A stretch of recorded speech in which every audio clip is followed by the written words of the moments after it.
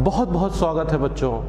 माध्यमिक शिक्षा विभाग उत्तर प्रदेश के इस नवाचारी शिक्षण व्यवस्था में मैं मिथिलेश कुमार निषाद, लेक्चरर फिजिक्स, राजकीय जुबिली इंटर कॉलेज गोरखपुर से आपके लिए एक ऐसा कंसेप्ट लेके आया हूं जो आपके रोजमर्रा के जीवन से जुड़ा हुआ है। बच्चों, इससे पहले कि हम आज के कंसेप्ट से परिचित हों, थोड़ा सा पाठ का परिचय ले लेते हैं। बच्चों, आज का जो विषय है वो भौतिक विज्ञान है और आज का जो कंसेप्ट है वो बहुत ही महत्वपूर्ण कंसेप्ट है जिसका नाम है प्रकाश का ध्रुवण अर्थात पोलराइजेशन ऑफ लाइट। बच्चों, अक्सर आपने देखा होगा कि सड़क पर चलने वाले जो वाहन हैं उनकी हेडलाइट से जो रोशनी निकलती है वो बहुत ही ज़्यादा चकाचौंध अर्थात ग्लेयर उत्पन्न करती है। कभी कभी इस कारण से एक्सीडेंट्स भी हो जाया करते हैं। क्या आप जानते हैं कि ये घटना क्यों होती है? क्या आपने कभी सोचा है कि इस चकाचौंध से बचने के लिए क्या उपाय किए जाते हैं? बच्चों, आजकल 3D मूवीज का बहुत ही बोलबाला है। आपने भी निश्चित रूप से देखा होगा।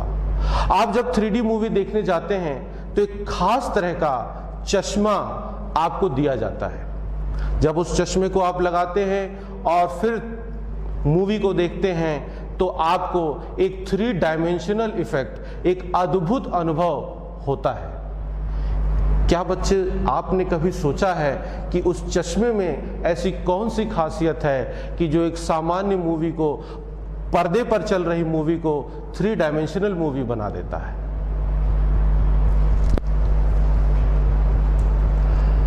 बच्चों, अगर आपको फोटोग्राफी का शौक हो और अगर आप बादलों के, बर्फ से लदी हुई पहाड़ियों के या आसमान के फोटो खींचना चाहें तो आपको निश्चित रूप से पता होगा इसमें दिक्कत होती है। दिक्कत इसलिए होती है बच्चों कि जो लाइट की इतनी ज़्यादा चकाचौंध उत्पन्न हो जाती है जिससे कैमरा के द्वारा लिया गया फोटो बहुत स्पष्ट नहीं आ पाता।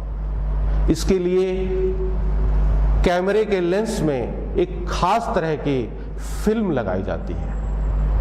आप जानते हो क्या होता है? कभी आपने सोचा है इसके बारे में? बच्चों, आज का जो कॉन्सेप्ट है वो सभी जितने उदाहरण मैंने बताए हैं या प्रकृति में और भी जितने इस तरह के उदाहरण हैं वे सभी लाइट के एक कंसेप्ट से जुड़े हुए हैं, एक गुण से जुड़े हुए हैं जिसका मैंने अभी आपको परिचय दिया। उसका नाम है पोलराइजेशन ऑफ लाइट अर्थात प्रकाश का ध्रुवण। बच्चों, क्या होता है ये कंसेप्ट? इसको समझने से पहले मैं आपको आज पूरे विस्तार से चर्चा करूंगा, लेकिन पहले हम लोग ये समझेंगे कि आखिर लाइट उत्पन्न कैसे होता है, कौन है उसका स्रोत। तो चलिए इस पर चर्चा करें। बच्चों, आपको मैं बताऊं कि लाइट को उत्पन्न करने का एक ही स्रोत है, वो है आवेश। लेकिन जरा ठहरिए, ये आवेश अगर स्थिर है तो केवल विद्युत क्षेत्र उत्पन्न करता है। यदि वो एक समान गति से गतिमान है तो चुंबकीय क्षेत्र भी उत्पन्न करता है। लेकिन यही आवेश बच्चों अगर दोलन करता है, यदि कंपन करता है या त्वरित गति से गतिमान हो जाता है तो विद्युत क्षेत्र के साथ साथ चुंबकीय क्षेत्र भी उत्पन्न होता है और ये दोनों क्षेत्र समय के साथ परिवर्तनशील होते हैं, परिवर्ती होते हैं और यह दोनों परिवर्तनशील विद्युत क्षेत्र और चुंबकीय क्षेत्र मिलकर के एक नए तरंग का निर्माण करते हैं जिसका नाम है विद्युत चुंबकीय तरंग।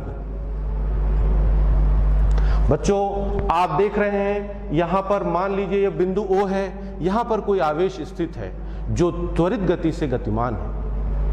इसके कारण जो समय के साथ परिवर्तनशील विद्युत क्षेत्र उत्पन्न हुआ है वो आपको वेक्टर ई से दिखाया जा रहा है, और इसी के त्वरित आवेश के कारण एक चुंबकीय क्षेत्र भी उत्पन्न हुआ है जो कि वेक्टर बी से दिखाया जा रहा है। बच्चों, इन दोनों के मिलने से जो तरंग उत्पन्न होती है उसके संचरण की दिशा आगे की तरफ अर्थात एक्स एक्सिस की तरफ दिखाया जा रहा है।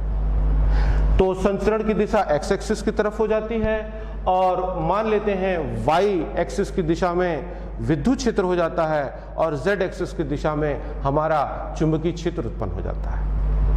बच्चों, अगर आप इस चित्र को ध्यान से देखें तो आप पाएंगे कि विद्युत क्षेत्र का जो कंपन है या विद्युत क्षेत्र का जो दोलन है वो तरंग के संचरण की दिशा के लंबवत हो रहा है।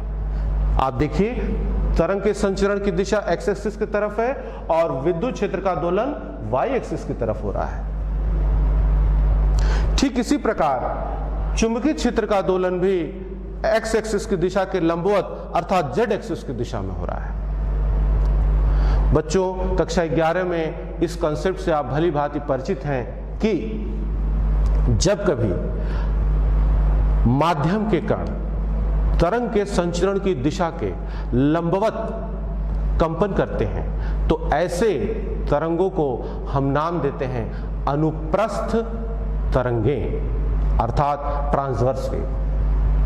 तो क्या बच्चों, इस चित्र को देख करके आप अनुमान नहीं लगा सकते कि लाइट भी एक तरह का ट्रांसवर्स वेव है? देखिए, इसमें जो विद्युत क्षेत्र है वो तरंग के संचरण की दिशा के लंबवत उसका कंपन हो रहा है।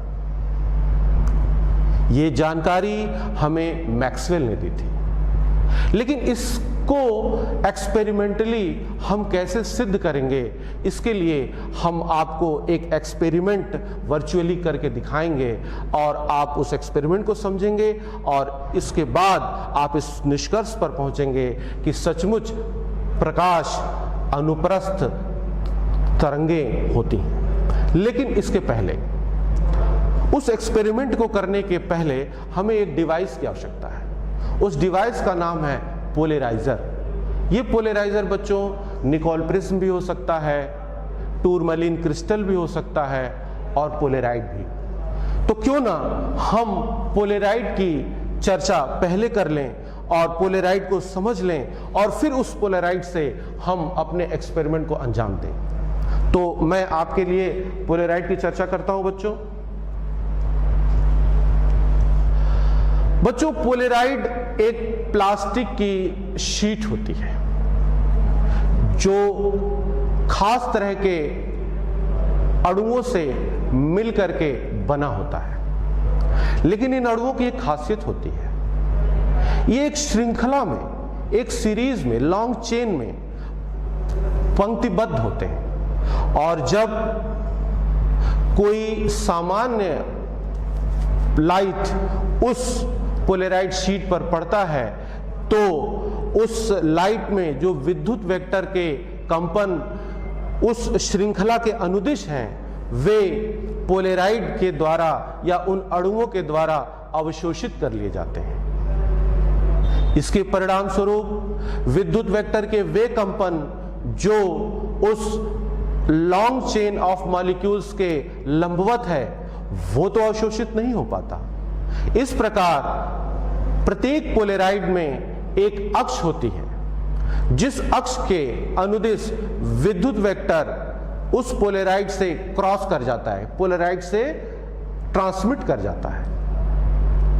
उस अक्ष को कभी हम ट्रांसमिशन एक्सिस का नाम देते हैं, कभी पारित अक्ष बोलते हैं, कभी पास एक्सिस भी कहते हैं। तो बच्चों, पोलराइड क्या है? पोलराइड दरअसल एक ऐसी युक्ति है जो सामान्य से लाइट को एक विशेष प्रकार के लाइट में परिवर्तित कर देता है। लेकिन क्या है वो विशेषता, अभी बाकी है। आइए बच्चों, अब बात करते हैं प्रकाश तरंगों के अनुप्रस्थ होने के प्रायोगिक प्रदर्शन के बारे में। बच्चों, इसके लिए आपको 2 पोलराइड लेने हैं, जो पहला वाला पोलेराइड है उसका नाम ध्रुवक है, जो दूसरा पोलेराइड है उसका नाम विश्लेषक है। बच्चों, ध्रुवक के सम्मुख एक साधारण सा प्रकाश है जिसे आप ऑर्डिनरी लाइट कहते हैं। इस प्रकाश में जो विद्युत वेक्टर के कंपन हैं वे सममित रूप से सभी दिशाओं में हो रहे हैं। जब इस तरह का प्रकाश किसी पोलेराइड पर आपतित होता है तो पोलेराइड के अक्ष के समानांतर विद्युत वेक्टर का घटक तो पारगमित हो जाता है, परंतु शेष घटक उस पोलेराइड के द्वारा अवशोषित कर लिए जाते हैं। इस प्रकार ध्रुवक के बाद ध्रुवक से निकलने वाले प्रकाश को आप देखें तो इसमें विद्युत वेक्टर के कंपन अब सभी दिशाओं में न होकर केवल एक ही दिशा में हो रहे हैं। इस तरह के प्रकाश का नाम समतल अथवा रेखीय ध्रुवित प्रकाश कहा जाता है। बच्चों, इसके आगे एक और पोलेराइड लगाया गया है जिसका नाम विश्लेषक है। जब यह प्रकाश विश्लेषक पर आपतित होता है और यदि विश्लेषक का अक्ष ध्रुवक के अक्ष के समानांतर है तो विश्लेषक से निर्गत प्रकाश की तीव्रता में कोई भी अंतर नहीं पड़ता है। इस प्रकार अब इस प्रयोग का दूसरा हिस्सा देखिए। अब हम क्या करने वाले हैं, इस विश्लेषक को हम घुमाएंगे। जैसे ही विश्लेषक को घुमाया जाएगा, विश्लेषक से निर्गत होने वाले जो लाइट है उसकी तीव्रता में एक परिवर्तन आने लगेगा और जब विश्लेषक का अक्ष और ध्रुवक का अक्ष दोनों एक दूसरे के लंबवत होंगे तो कोई भी लाइट विश्लेषक से निर्गत नहीं होगी। बच्चों, इस एक्सपेरिमेंट से हमें इस बात की जानकारी मिलती है कि light is a transverse wave, अर्थात प्रकाश तरंगे अनुप्रस्थ होती हैं। लेकिन इस एक्सपेरिमेंट से बच्चों हम कुछ कंक्लूजन पर भी आए हैं। उन कंक्लूजन्स को जरा सा आप समझिए। आपने अभी नाम सुना ऑर्डिनरी लाइट। ऑर्डिनरी लाइट में बच्चों आपने देखा कि जो विद्युत वेक्टर के कंपन थे वे प्रकाश के संचरण की दिशा के लंबवत सममित रूप से सभी दिशाओं में हो रहे थे। इस तरह के प्रकाश को नाम देते हैं हम अध्रुवित प्रकाश और इसमें विद्युत वेक्टर के कंपन प्रकाश के संचरण की दिशा के लंबवत सभी दिशाओं में सममित रूप से होते हैं। इसी ऑर्डिनरी लाइट या अनपोलराइज्ड लाइट का एक और सिंबल आप देखिए जिसे आप डबल एरो और एक सिंगल डॉट के द्वारा प्रदर्शित कर रहे हैं। बच्चों, इसके आगे आपने देखा कि जब पोलराइड से लाइट निर्गत होती है तो उसके विद्युत वेक्टरों का कंपन अब सभी दिशाओं में न होकर एक निश्चित एक दिशा में ही सीमित हो जाता है। इस तरह के लाइट को आप नाम देते हैं पोलराइज्ड लाइट, अर्थात ध्रुवित प्रकाश। इसमें अर्थात ध्रुवित प्रकाश वह प्रकाश है जिसमें विद्युत वेक्टर के कंपन प्रकाश के संचरण की दिशा के लंबवत समतल में सभी दिशाओं में सममित रूप से न होकर किसी एक ही दिशा में सीमित होते हैं। बच्चों, ये जो डबल एरोज आप देख रहे हैं ये सभी विद्युत वेक्टर के कंपनों की दिशाएं हैं जो केवल एक ही दिशा में कंपित हो रहे हैं। जो डॉट आप देख रहे हैं ये भी विद्युत वेक्टर के कंपन हैं, लेकिन ये जो कंपन है ये कागज के जो समतल है उसके लंबवत ये विद्युत वेक्टर के कंपन हो रहे हैं। बच्चों, मैं आपको अगर अनुभव कराना चाहूं तो देखिए ये आप देख रहे हैं ये अध्रुवित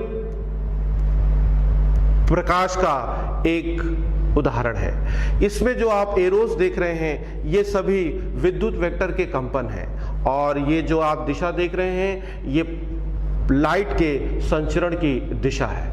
ये देखिए, इसमें विद्युत वेक्टर के कंपन सभी दिशाओं में हो रहे हैं। ये कैसा प्रकाश है? Unpolarised light. और इसको आप देखिए, इसमें विद्युत वेक्टर के कंपन अब सभी दिशाओं में ना होकर केवल एक ही दिशा में सीमित हो गए हैं, इसलिए इस लाइट का नाम है polarised light, linearly polarised light. इतने चर्चा करने के बाद अब हम इस कंक्लूजन पर पहुंचते हैं कि दरअसल पोलराइजेशन ऑफ लाइट क्या है, अर्थात प्रकाश का ध्रुवण क्या है। बच्चों, प्रकाश में विद्युत वेक्टर के कंपनों को प्रकाश संचरण की दिशा के लंबवत समतल में किसी एक ही दिशा में सीमित कर देने की घटना को ही हम पोलराइजेशन ऑफ लाइट या प्रकाश का ध्रुवण कहते हैं।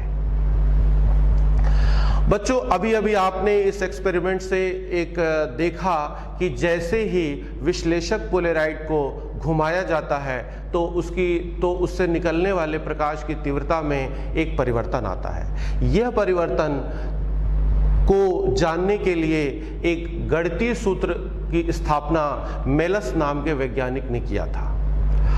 तो उसी से संबंधित है मेलस का नियम, जो हमें यह बताता है कि अगर हमारे पास दो पोलराइड्स हों, जिसमें से पहले वाले पोलराइड का नाम आप जानते हैं, जिसे हम कहते हैं ध्रुवक, और दूसरे वाले पोलराइड का नाम विश्लेषक। यदि ध्रुवक और विश्लेषक के बीच का कोण थीटा हो तो विश्लेषक से निर्गत होने वाली जो लाइट है उसकी तीव्रता होगी I = I0 cos square theta, जहां I0 विश्लेषक पर आपतित होने वाले लाइट की तीव्रता है। तो इस प्रकार मेलस के नियम का स्टेटमेंट सुनिए बच्चों, जब किसी ध्रुवक से आने वाला पूर्णतः समतल ध्रुवित प्रकाश किसी विश्लेषक पर गिरता है तो विश्लेषक से निर्गत होने वाले प्रकाश की तीव्रता विश्लेषक की ध्रुवण दिशा तथा ध्रुवक की ध्रुवण दिशा के बीच के कोण के कोसाइन के वर्ग के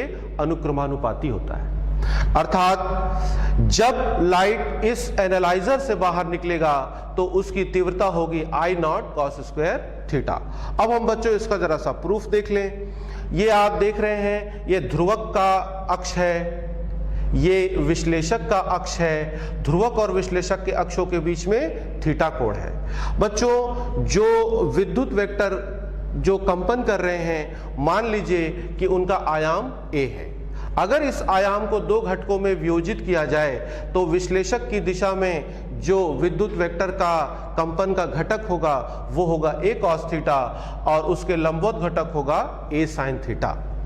बच्चों, इसका अर्थ यह हुआ कि विश्लेषक के अक्ष के समानांतर जो विद्युत वेक्टर का कंपन होगा उसका आयाम a cos थीटा है। अर्थात अगर विश्लेषक से निर्गत प्रकाश की तीव्रता निकाली जाएगी तो उसका सूत्र होगा I अनुक्रमानुपाती a cos theta whole square. अगर हम इसे सॉल्व करें, अनुक्रमानुपाती का चिन्ह हटाएं तो यहाँ पर एक नियतांक आएगा स्मॉल k और ये हो जाएगा ka square cos square theta, और ka स्क्वायर को हम मान लेंगे I0। दरअसल I0 विश्लेषक पर आपतित होने वाले लाइट की तीव्रता है। इस प्रकार से इस मेलस के नियम की स्थापना हो जाती है। बच्चों, मेलस का नियम बहुत ही महत्वपूर्ण नियम है। यह हमें बताता है कि विश्लेषक से निकलने वाली जो लाइट है उसकी तीव्रता में किस प्रकार, उसको घुमाने पर उसकी तीव्रता में किस प्रकार परिवर्तन होता है, यह इसका गणितीय विवेचना प्रस्तुत करता है। इसके बाद बच्चों अगले टॉपिक पर हम आते हैं जिसका नाम है पोलराइजेशन बाय स्कैटरिंग। बच्चों, स्कैटरिंग या प्रकीर्णन के बारे में आप भली प्रकार जानते हैं। यहां पर देखिए बच्चों, यहां पर ये देखिए सूर्य है और यह सूर्य से आपतित होने वाला साधारण सा लाइट है जिसको आप अध्रुवित भी बोलते हैं। जब ये वायुमंडल के किसी कण पर आपतित होता है तो इसकी स्कैटरिंग हो जाती है। स्कैटरिंग बच्चों वैसे तो सभी दिशाओं में होती है, लेकिन अगर आपतित किरण है उसके लंबवत दिशा में अगर कोई ऑब्जर्वर खड़ा हो और इस स्कैटर्ड लाइट को ऑब्जर्व करता हो तो उसे जो लाइट प्राप्त होगी वो समतल ध्रुवित लाइट होगी। अर्थात उसमें जो विद्युत वेक्टर के कंपन होंगे वो लंबवत समतल आपतित जो समतल है उसके लंबवत विद्युत वेक्टर के कंपन होंगे। इस प्रकार से जो स्टेटमेंट है बच्चों, सूर्य से आने वाला सामान्य प्रकाश या अध्रुवित प्रकाश वायुमंडल के किसी कण पर आपतित होता है तो वह प्रकिरणित हो जाता है। आपतित प्रकाश की लंबवत दिशा में जो प्रकाश है वो समतल ध्रुवित होता है और इस प्रकार से समतल ध्रुवित प्रकाश का जो विद्युत वेक्टर का कंपन है वो आपतन समतल के लंबवत दिशा में होता है। इसके बाद आते हैं बच्चों परावर्तन द्वारा प्रकाश का ध्रुवण, और इसी से संबंधित है ब्रिस्टर का नियम। जब दो पारदर्शी माध्यमों की सीमा पर कोई सामान्य प्रकाश आपतित होता है तो यदि अपवर्तित और परावर्तित किरणें एक दूसरे से समकोण बनाती हों तो परावर्तित प्रकाश की किरण पूर्णतः ध्रुवित हो जाती है और इसका जो विद्युत वेक्टर के कंपन होते हैं वो आपतन समतल के लंबवत होते हैं। इस अवस्था में आपतन कोण को ब्रूस्टर कोण भी कहा जाता है। बच्चों चित्र पे गौर कीजिए, यहाँ पर एक इंटरफेस है, ये इसके नीचे का जो माध्यम है ये कोई पारदर्शी माध्यम है, इस पर कोई लाइट आपतित होती है। ये साधारण सी प्रकाश, ये साधारण प्रकाश है बच्चों। यहाँ से इसका परावर्तन भी होता है और अपवर्तन भी होता है। यदि भिन्न भिन्न कोणों पर हम प्रकाश का आपतन कराएं तो एक निश्चित कोण पर, एक निश्चित आपतन कोण पर हम ये पाते हैं कि जो परावर्तित लाइट है वह समतल ध्रुवित हो जाती है और जो अपवर्तित लाइट है वो आंशिक रूप से ध्रुवित हो जाती है। इस अवस्था में जो आपतन कोण बनता है इसी कोण का नाम हम रखते हैं ब्रिस्टर्स एंगल या ब्रिस्टर का कोण। लेकिन ध्यान रखिएगा बच्चों, ये जो परावर्तित किरण है उसमें जो विद्युत वेक्टर के कंपन है वे आपतन समतल के लंबवत दिशा में कंपित होते हैं। बच्चों इसका जरा सा प्रूफ देख लीजिए आप चित्र को देखिए। यहाँ पर ये आपतन कोण IB है तो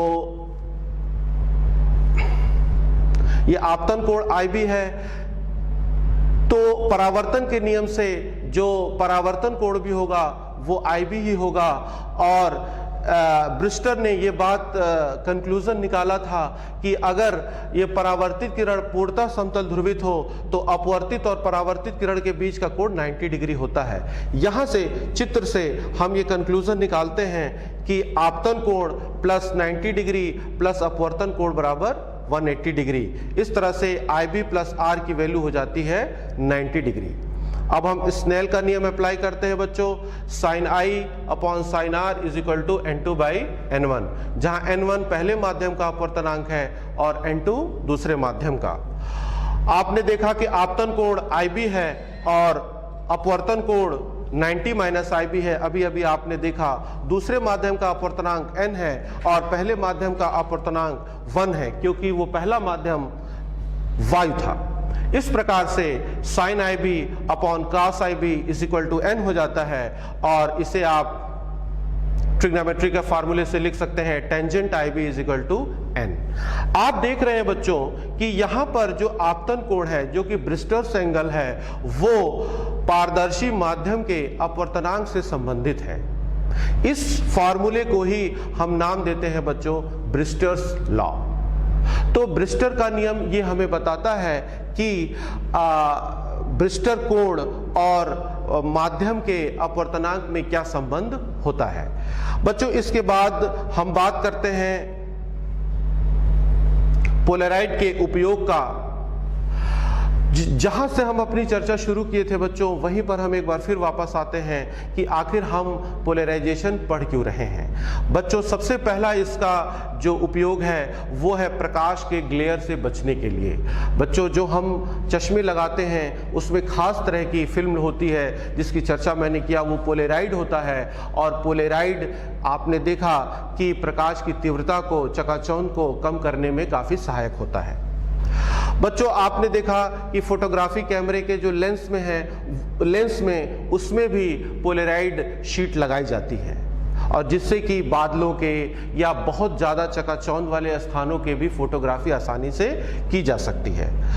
बच्चों वायुयान में, बसों में, ट्रेनों में जो प्रकाश की तीव्रता को नियंत्रित करने के लिए भी पोलराइड फिल्म का इस्तेमाल किया जाता है। आपसे चर्चा मैंने शुरू में ही किया कि 3D मूवीज को देखने आप जाते हैं तो जो चश्मा आप लगाते हैं उसमें जो फिल्म लगी होती है वो भी पोलराइड फिल्म ही होती है। पोलराइड फिल्म की सहायता से ही आप 3D मूवीज का आनंद ले पाते हैं। बच्चों, पोलराइजेशन की सहायता से, पोलराइजेशन की जानकारी से हम धातुओं के क्रिस्टलीय गुणों का अध्ययन करने में तथा क्रिस्टलों का विश्लेषण करने में हमें सहायता प्राप्त होती है।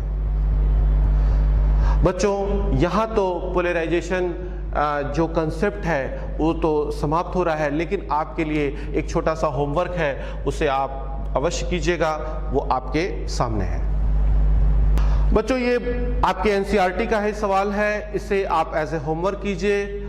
सवाल ये है कि जब दो क्रॉसित पोलराइड के बीच में एक पोलराइड की तीसरी शीट को घुमाया जाता है तो जो ट्रांसमिटेड लाइट है उसकी तीव्रता में जो परिवर्तन होता है उसकी विवेचना आपको करना है। ये आज का गृह कार्य है। बच्चों, यहाँ पर हमने एक बहुत ही महत्वपूर्ण कंसेप्ट सीखा और आपको मैंने उसे समझाया। उम्मीद करता हूँ बच्चों आप इससे लाभान्वित हुए होंगे। धन्यवाद।